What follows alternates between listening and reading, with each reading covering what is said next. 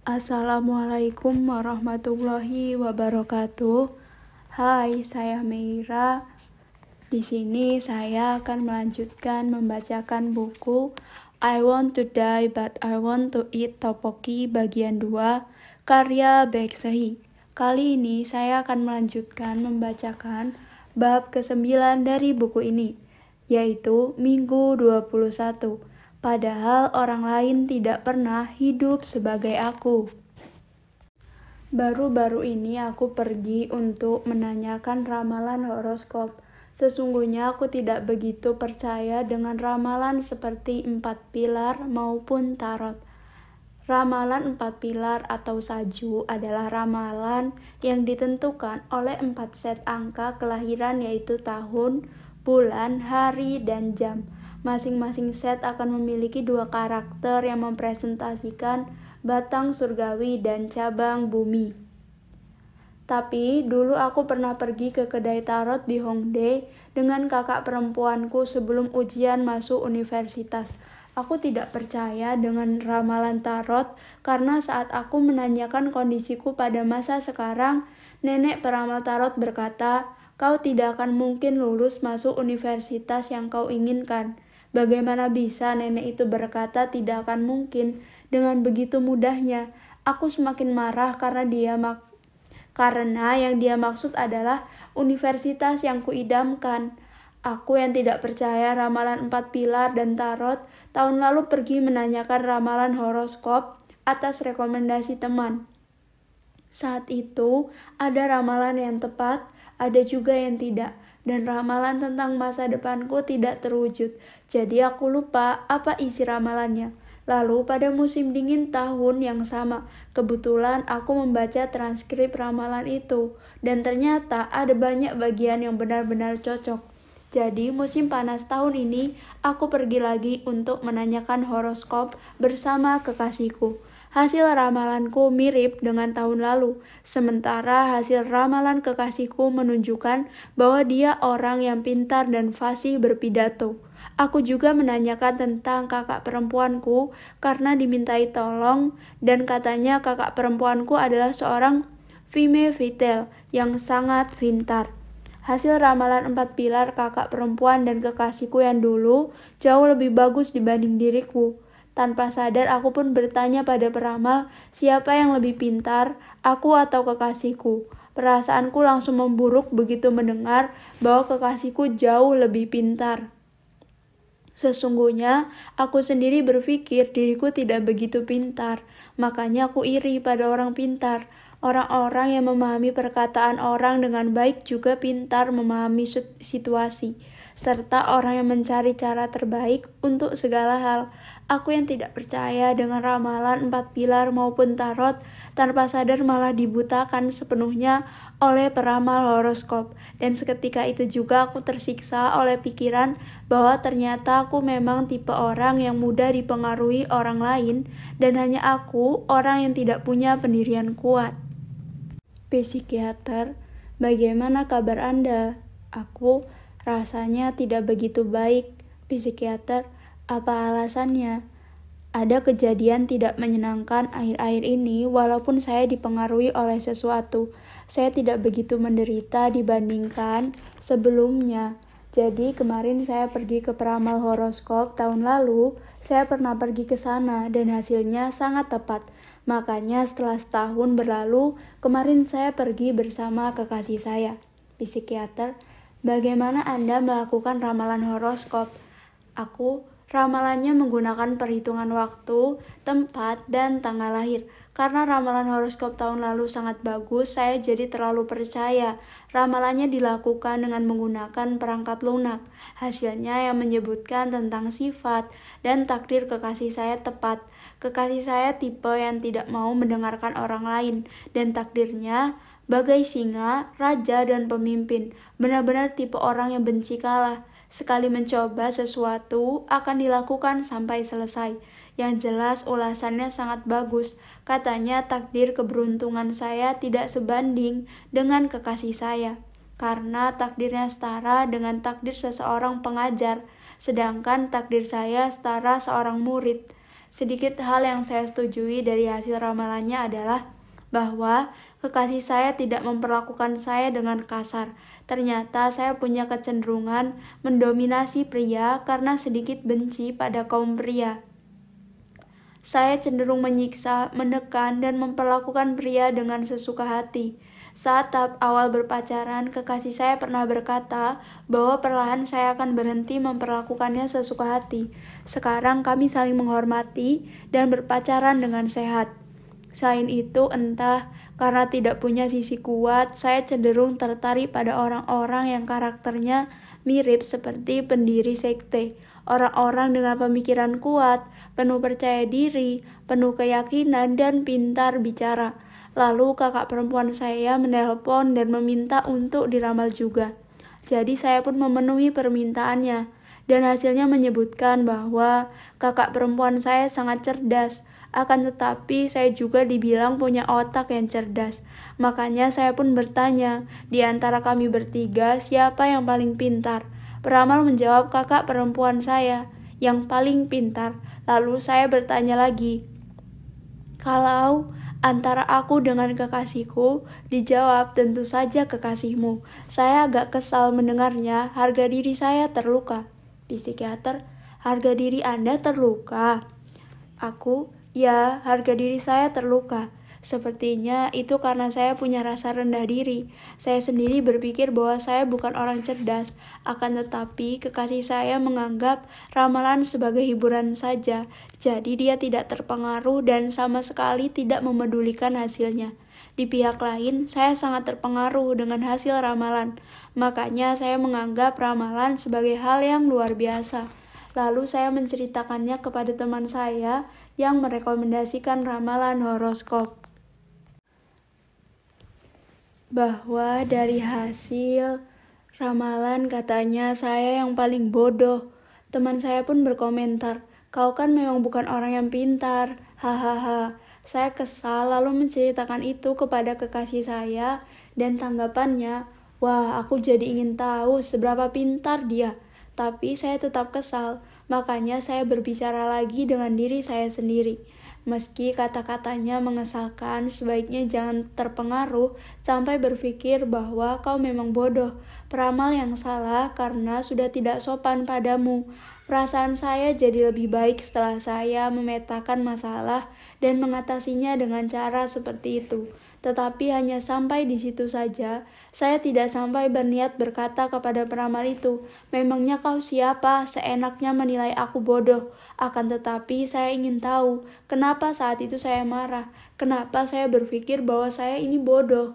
Psikiater, bagaimana kalau peramal itu berkata bahwa Anda yang paling pintar? Aku, tentu saja saya akan senang. Psikiater, apa sekadar senang? Anda percaya ramalan orang itu sangat tepat? Aku, apa maksud dokter? Psikiater, ramalan bukanlah tes untuk mencari tahu apakah lawan Anda lebih pintar dari Anda atau tidak. Ramalan itu hanya menunjukkan kepintaran berdasarkan tempat dan tanggal lahir. Aku, memang, tapi saya kesal karena teman saya berkata bahwa saya bukan tipe orang yang pintar. Saya tidak tahu kenapa dia berpikir seperti itu. Psikiater, apakah perkataan itu punya makna yang besar? Dia dan peramal berkata begitu karena Sehi terlihat sangat tertarik dengan apakah Anda orang yang pintar atau tidak. Saya pun mungkin akan menjawab dengan bercanda, orang di sebelah Anda terlihat lebih pintar jika ditanya seperti itu.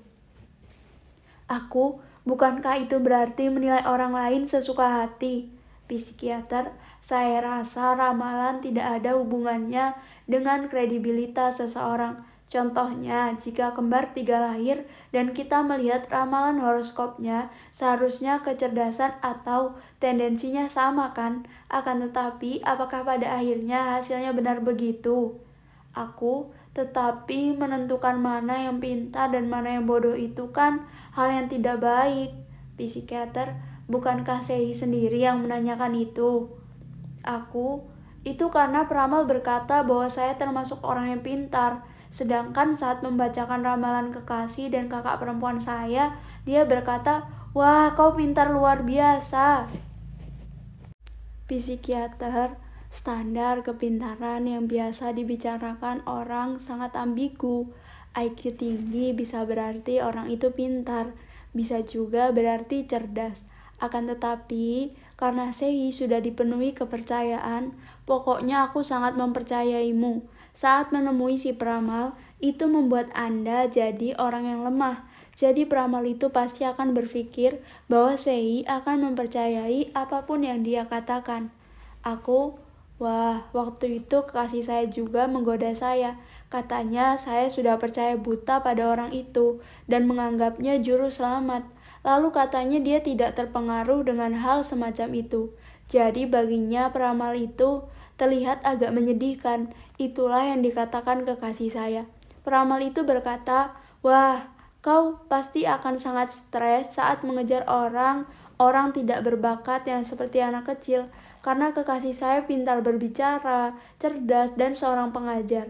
Akan tetapi kekasih saya tidak berpikir demikian. Kekasih saya merasa peramal itu sepertinya berpikir bahwa seseorang harus hidup sesuai dengan yang telah ditentukan.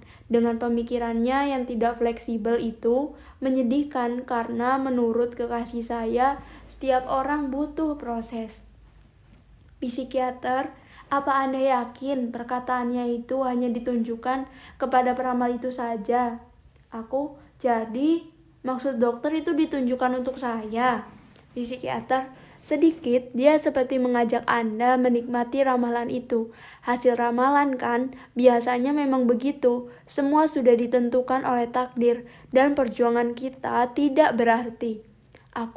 Dokter pasti tertawa karena saya peduli hal ini kan? Psikiater, Anda mungkin akan merasa senang setelah mendengar hasil ramalan, tetapi saya harap Anda menerima hasil ramalan sebagai referensi saja. Saya punya satu pengalaman. Ada satu teman yang sangat saya kenal, dia sangat rajin mengunjungi kuil Buddha dan sangat suka pergi mengecek ramalan. Setiap ada kesempatan, dia pasti pergi menanyakan ramalan, dan saya pun terpaksa ikut pergi bersamanya beberapa kali. Teman saya itu punya harga diri yang besar. Sebenarnya saya hendak menceritakan hal serupa kepada Anda, seperti sampai mana peruntungannya. Tapi intinya, sampai sekarang, dia menjalani hidup dengan peruntungan yang sangat bagus. Lalu, setelah cukup lama tidak berkomunikasi, dia menghubungi saya dan bercerita. Katanya dia punya kisah rahasia kelahiran seperti dalam kisah drama. Bukan hanya jam dan tanggal kelahirannya saja yang berbeda. Bahkan orang tua kandungnya juga ternyata orang lain. Orang tuanya yang sekarang yang menentukan tanggal lahirnya. Padahal teman saya itu sudah ratusan kali melihat ramalan. Jadi sekarang saya bertanya-tanya, apalah arti perkataannya? Aku diberkati, aku lahir pada hari yang baik. Bahkan peramal yang sangat terkenal pun tidak pernah berkata, sepertinya kau tidak lahir pada hari ini. Itu namanya sugestibilitas. Sugestibilitas atau sugestibility adalah kemampuan untuk menerima atau merespon suatu sugesti sederhana. Saat sugestibilitas berkembang, kita cenderung lebih menaruh perhatian untuk mendengarkan yang kita anggap penting saja. Bukankah ada yang bisa kita usahakan? Sama halnya dengan Sehi yang menyembuhkan luka melalui perbincangan dengan diri sendiri. Jadi, saya berharap Anda menilai usaha yang sudah Anda lakukan dengan lebih tinggi, alih-alih hasil perhitungan waktu dan tempat lahir. Kalau begitu, apa saya harus peduli dengan kata-kata teman saya? Psikiater, kata-kata teman Anda mungkin punya arti yang lain. Mungkin dia hanya bercanda karena sangat dekat dengan Anda. Saya menerima kata-katanya sebagai hinaan, bahwa dia menganggap saya bodoh. Saya merasa begitu. Saya lama menyalahkan diri sendiri karenanya. Pemikiran seperti ini muncul begitu saja. Saya menyalahkan diri saya yang berpendirian sangat lemah dan mudah terpengaruh. Yang paling saya benci adalah bahwa saya tiba-tiba jadi takut pada kekasih saya setelah pergi melihat ramalan horoskop kemarin. Sebelumnya saya bisa menghadapinya dengan nyaman sebagai individu yang setara dengan saya. Tapi kenyataannya dia adalah orang dengan kepribadian sangat kuat. Sementara saya orang dengan kepribadian lemah. Pemikiran semacam itu yang mempengaruhi saya. Pemikiran psikiater, menurut saya, Sehi sudah terlanjur memberikan hak kepada peramal itu, hak untuk bisa menilai. Sebenarnya, Anda punya standar yang cukup untuk bisa menilai seseorang. Selain itu, Anda sudah menghabiskan lebih banyak waktu dengan kekasih Anda dibandingkan peramal itu. Peramal itu hanya menilai berdasarkan tanggal saja tanpa melibatkan kekasih Anda, kan? Maka dari itu, Dok, saya pun berpikir, padahal aku sudah melalui banyak waktu bersamanya.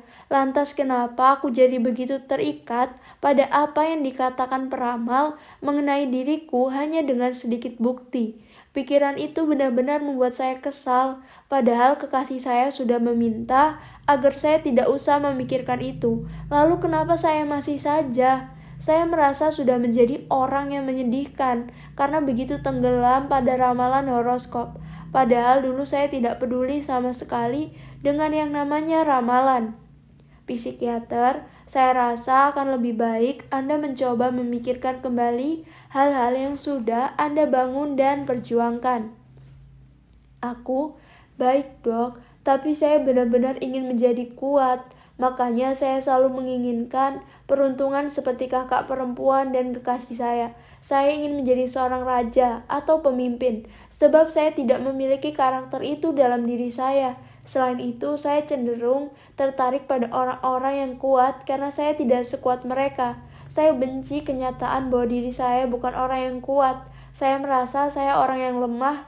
Karena itu sepertinya saya selalu berpura-pura kuat, walaupun sebenarnya tidak. Psikiater, siapapun pasti ingin menjadi kuat. Siapapun tentu punya hasrat untuk menjadi kuat dan sempurna.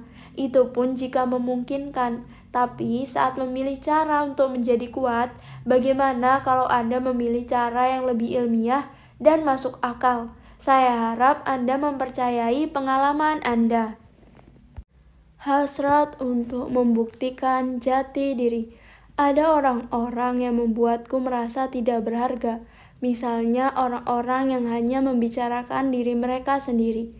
Orang-orang yang berbicara sembari memojokkanku, atau orang-orang yang melukaiku dengan membicarakan tentang diri mereka sendiri. Tentu mungkin saja aku juga orang yang seperti itu, walau aku sangat berharap aku bukan. Jika aku bertemu dengan orang-orang itu, semua akan kulupakan setelah melampiaskan amarah sejenak. Akan tetapi, sudah jelas masalahnya adalah bagaimana hal itu membuatku merasa tidak berharga, kan? Kenapa begitu? Orang-orang itu seakan menganggapku patung, sebuah benda dan bukannya orang yang setara dengan mereka. Kalau tidak, mereka pasti berpikir aku adalah orang yang lebih bodoh dibandingkan mereka. Diriku yang sebenarnya punya jawaban yang tepat, juga pemikiran tajam dan efisien. Sedangkan diriku di mata mereka pastinya terlihat aneh, tidak stabil dan tidak memiliki jawaban yang tepat. Apa ini yang disebut mentalitas korban? Yang jelas aku tipe orang yang tidak tahan menjadi pendengar saja. Aku senang bercerita tentang diriku sendiri dan kurasa aku tidak punya alasan untuk berhubungan dengan orang yang tidak menanyakan tentang diriku. Menuangkan perasaan secara sepihak tak ubahnya berbicara dengan tembok. Aku lelah bertemu orang-orang yang tanpa henti ingin membuktikan bahwa dirinya lebih hebat dariku sambil menceritakan diri mereka. Aku muak dengan energi semacam itu. Saat menghadapi orang semacam itu, aku berharap bisa tutup mulut saja, tapi akhirnya tidak. Kubiarkan diriku sampai kalah bicara, meski aku harus berbicara lebih banyak dengan caraku sendiri dan dengan cerita yang lebih provokatif, walau sebenarnya di tempat itu hanya ada aku dan orang itu. Jadi di antara kami berdua, siapakah yang akan lebih lelah? Aku, pastinya aku, mungkin saja aku. Makanya hari ini dan hari berikutnya pun aku merasa muak. Aku merasa sangat lelah dengan diriku. Baik, bagian ini telah usai. Terima kasih telah mendengarkan. Sampai jumpa di bagian berikutnya dari buku ini. Terima kasih.